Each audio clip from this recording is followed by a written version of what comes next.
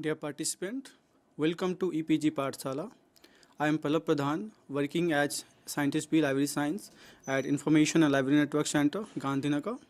This is module called as Intellectual Property Rights and Copyright Issues under the paper Digital Libraries. You have already learned a lot on various aspects of digital libraries in the previous modules of this paper. In this module, I'll be talking mostly on intellectual property rights and copyright in digital libraries, which will include contents like what is IPR, what is copyright, then what are the copyright issues and how to manage those issues before and after while planning or developing any digital library or digital collections.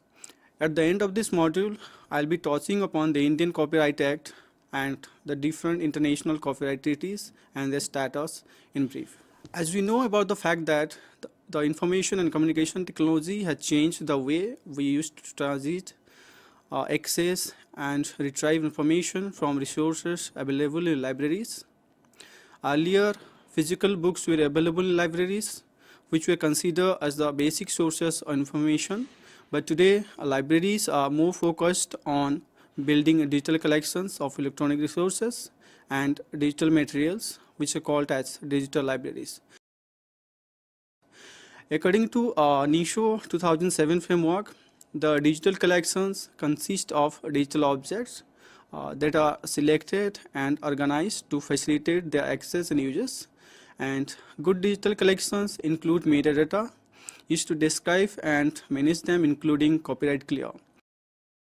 Here, digital objects include still images like photographs, then textual documents like books, journals, and theses, then moving images like videos and audio, then statistical raw data files. So, digital objects are generally of two types. One is on born digital, which means the document which is generated in digital form at the time of its creation, and the second one is converted from print to digital. However, it's not as same as physical books while developing digital collections in a digital library. Developing digital collections needs clearance of intellectual property rights, specifically copyrights from the respective authors or the owners of the rights.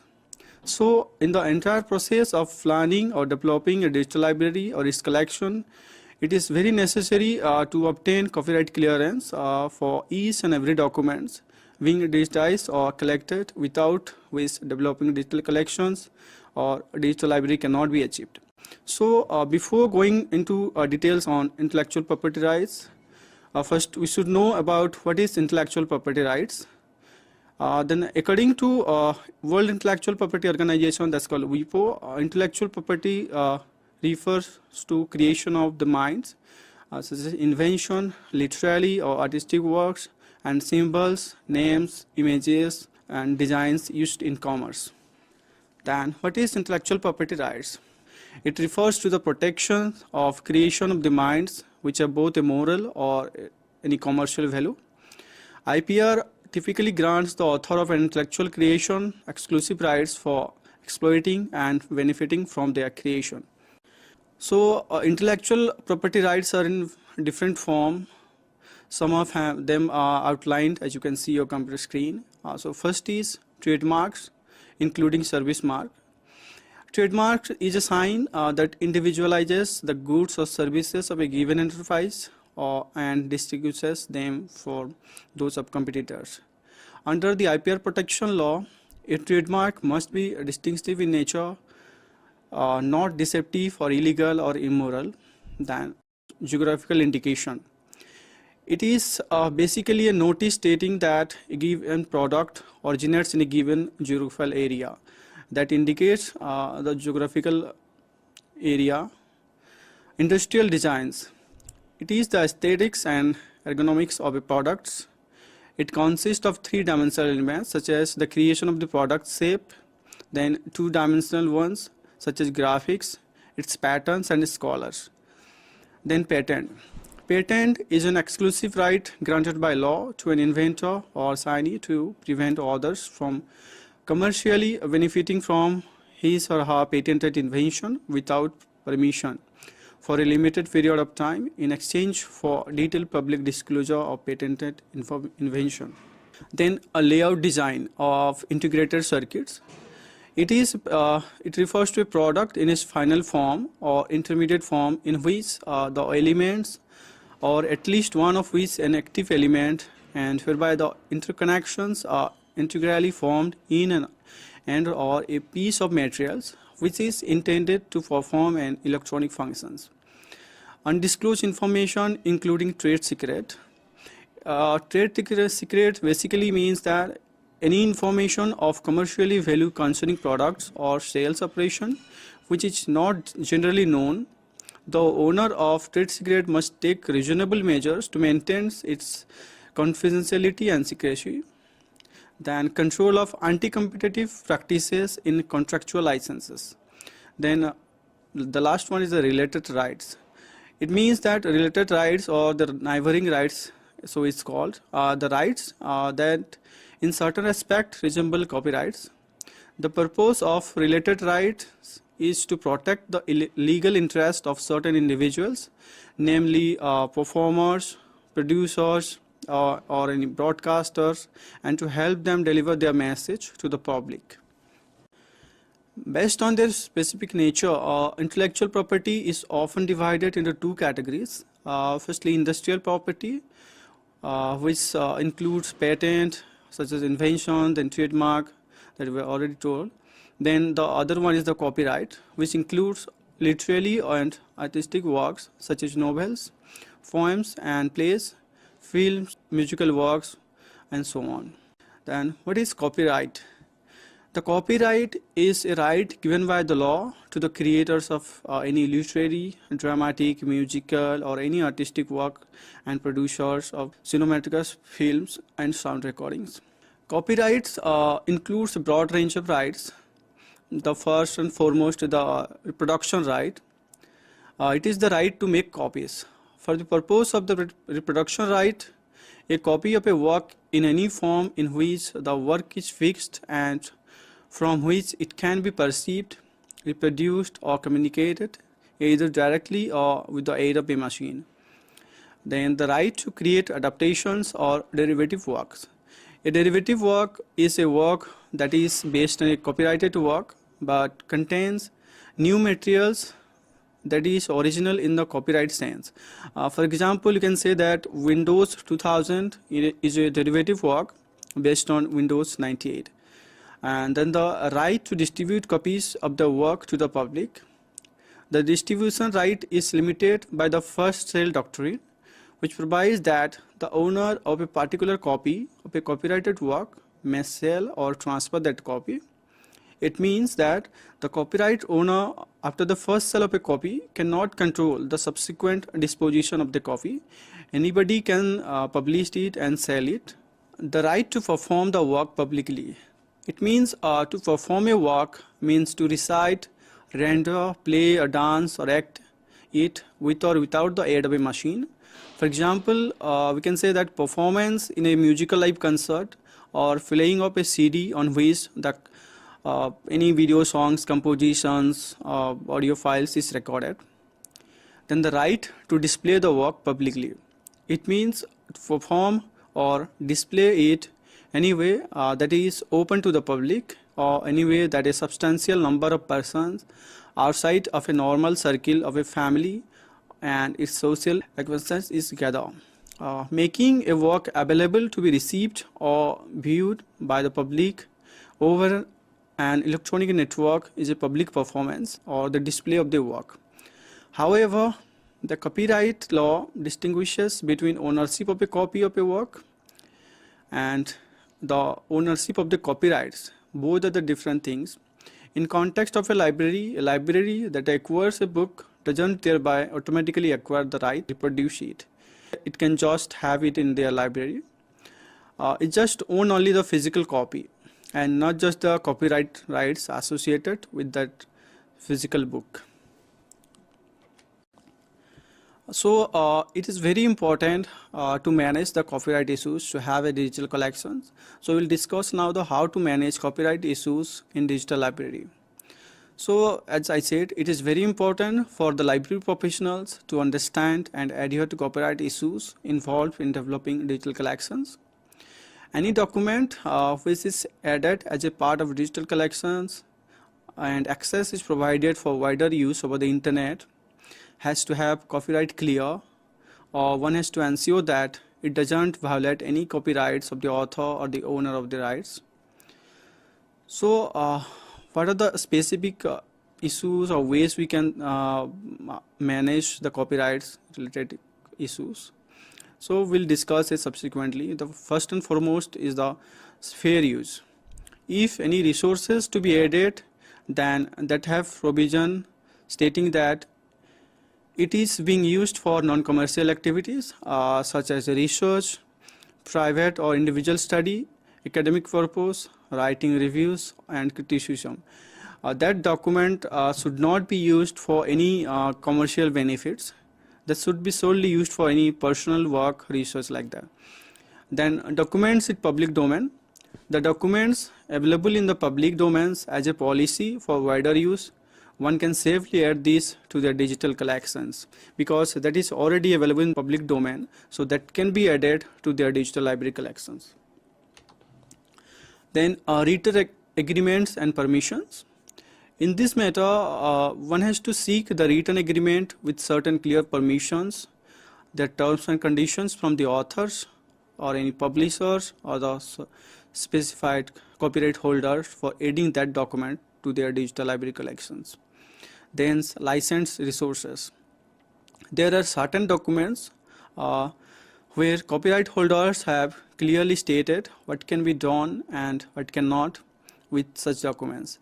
Depending on their stated policy or licenses, any libraries can consider to add those kind of documents into their digital library.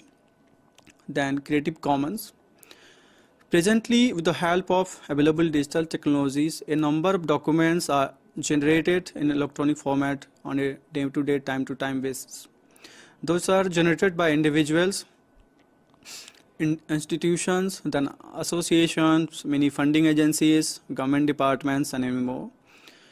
Considering either as policy mandate or other factors which favors authors and users, these documents are made available under different Creative Commons licenses. Depending on these licenses, you may decide to include those documents in their digital library collections. Mostly, all of us, these licenses encourage wider usage with due acknowledgement or credits to the author or the copyright holders. So, while discussing about copyright, how to manage copyright issues in libraries, digital libraries, the Chinese scientist Daming Zhao has discussed and raised specific issues on IPR specifically in digital context on Chinese copyright protection system. That can also be applied, that can also be relevant in Indian context. So some of this you can see in your computer screen.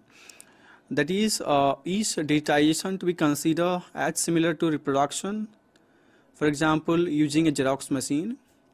Then is digitization a deductive activity such as translation from one language to another? Then can transmission of digitized document through internet we consider as commercial distributions or public communication similar to broadcasting? Is the principle of exhaustion of the distribution rights still effective in the digital age? Then he further said that can we consider a database as a special collected work that should be protected by the copyright law, or it can be considered as a special work requiring specific legislation for its protection. Further, he said that what can be considered as fair use in the internet environment, because now everything is open in internet. Those who are having internet access can access anything available over the internet. So further he said what are the concerns of the library community that we need to consider. Then in the digital context, further, if access could be technologically restricted by the copyright owner, how could the public exercise fair use with regard to those work? Then further, libraries should be prevented from employing digital technology to preserve work by making 3 copies, an archival copy, a master copy, and a used copy. that can be possible or that cannot be possible, that we need to consider. Then again, whether internet service providers, including libraries or any educational institutions, should be liable for copyright infringement merely because they facilitated the transmission of digital data that translated into another's party copyrighted work.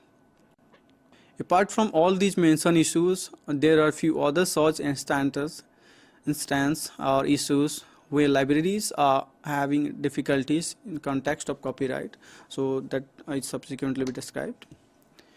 The libraries as a service-oriented organization provide Xerox facilities for specific individual research and education purpose. They do photocopies of articles or digitized documents to provide ILL service. So digitization is considered as reproduction of the initial work into digital form, and the process of changing is accomplished by a machine without any creativity. It can be considered as a change from print to digital, and as such, there is no creativity involved in digitization, and the copyright protects creative works only. Currently, libraries are dealing with many e-books, e-journals, publisher and vendors. Then they are negotiating and signing contracts, agreements to get access to e-resources by paying subscription fees for a specified period of time, maybe 1 year, 2 years, and so on. In these cases, copyrights are moreover now being replaced by contracts and agreements in between libraries and the publishers. There, libraries could ask a rights holder for permission to copy those subscribed e-resources for preservation purposes or for perpetual access to those resources, as they have already paid for that specified limited period. So, model licenses again that it could reduce the burden on libraries and publishers, where the publishers undertakes to provide access to the archive of subscribed materials once a subscription ends. That's source in perpetual access also that I told you before. Then we'll talk about the Indian Copyright Act. What is its status now? That Indian Copyright Act 1957 came into effect in independent India from January 1958 onwards. Basically, it has its origin, it has its roots from Indian Copyright Act 1847 enacted during the period of British, during the period of East Indian Company. The Copyright Act 1957 has been extensively borrowed from the Copyright Act of UK, United Kingdom of 1956. Further, this act has been amended 5 times respectively on the year 1983, 84, 1992 and 94, 99. The Copyright Act 1957 continues with the common law traditions.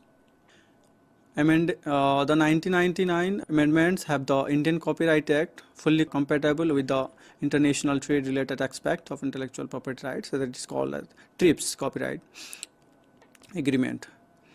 Also, India is signatory to both the Bonn Convention of 1986 and Universal Copyright Convention of 1952.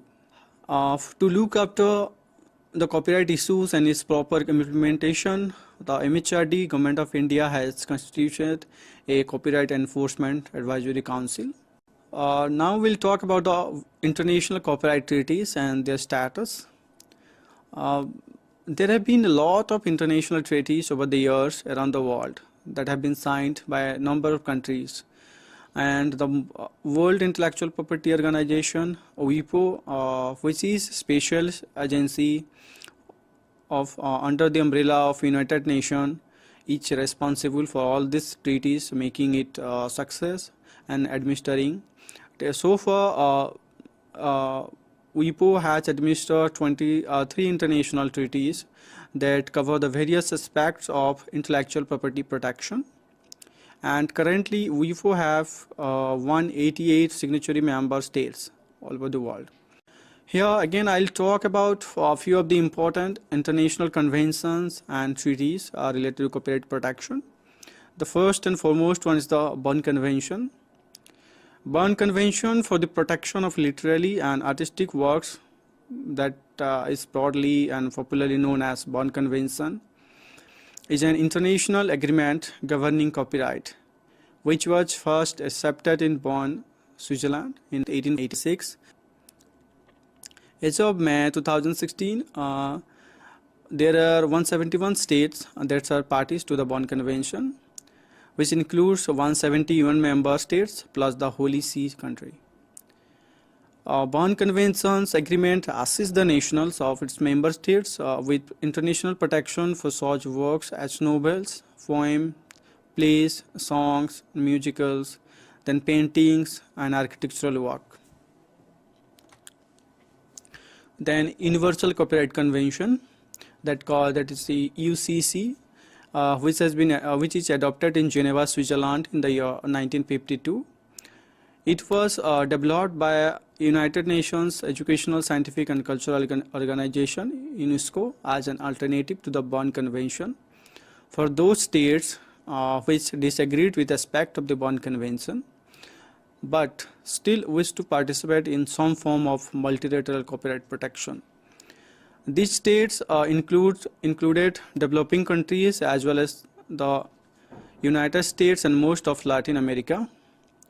Under this, each member state undertakes to provide for the adequate, effective protection of the rights of authors and other copyright proprietors in literacy, scientific and artistic works, including writings, musical, dramatic and film works, painting, then sculpture. Then further, the Rome Convention happened. The Rome Convention is for the protection of performers, producers of phonograms and broadcasting organizations. It was accepted by the members of BRP. It is a producers of the modern world intellectual property organizations on 26 October 1961. The agreement further extended copyright protection for the first time from the author of a work to the creator and owner of the particular physical manifestation of intellectual property, such as audio cassettes or DVD. Then it comes Geneva Phonogram Conventions. It is called as the Convention for the Protection of Producers of Phonogram against unauthorized duplication of their phonograms. It's shortly called as the Geneva Phonogram Conventions, which was passed in the year 1971. It is related to copyright protection for sound recording specifically. Then the TRIPS agreement. It is the agreement on trade-related aspects of intellectual property rights. It is an international agreement administered in 1995 by the World Trade Organization (WTO) that sets down minimum standards for many forms of intellectual property regulations as applied to the nationals of other WTO members. The TRIPS agreement introduced intellectual property law into the international trading system for the first time and remains the most comprehensive international agreement on intellectual property to date. Specifically, TRIPS requires WTO members to provide copyrights right covering content producers including performers, the producers of sound recordings and broadcasting organizations, their geographical indications including appellation of origins, industrial designs, integrated circuit layout designs, patent, new plant varieties. It covers almost all things. Like further, it covers trademarks, trade race, and undisclosed or confidential information. Further, TRIPS also specifies the enforcement procedures, its remedies, and dispute resolution procedures whenever it occurs. Then, WIPO Copyright Treaty. In the year 1996, the WIPO Copyright Treaty was negotiated under the auspices of the World Intellectual Property Organization (WIPO) to address issues raised by new technologies, which is we called ICT or digital technologies. Under this treaty, the signatory countries has to provide legal protection to technologies, technological protection measures, which is called TPMS, which can be used by right holders to control access to and use of digital copyrighted works. Further, the first and foremost and is very important, which is called the Digital Millennium Copyright Act, DMCA.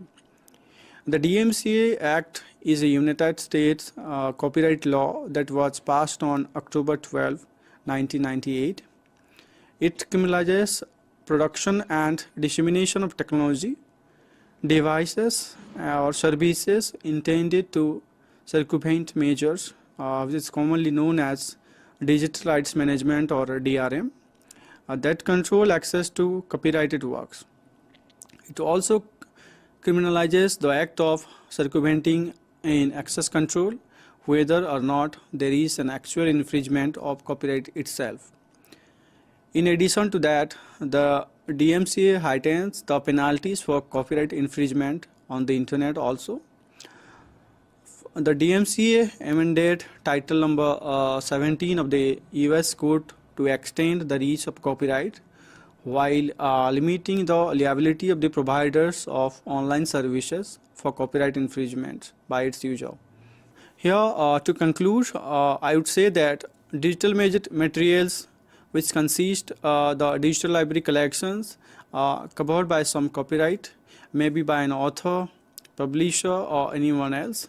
So it is for the library professionals like us to ensure that these rights should not be violated while creating digital collections in digital libraries. We should properly understand the various available provisions to manage copyright issues effectively in our libraries as well as in our institutions, and also we should make aware our academic and research community for the effective management of copyright issues to excel in research.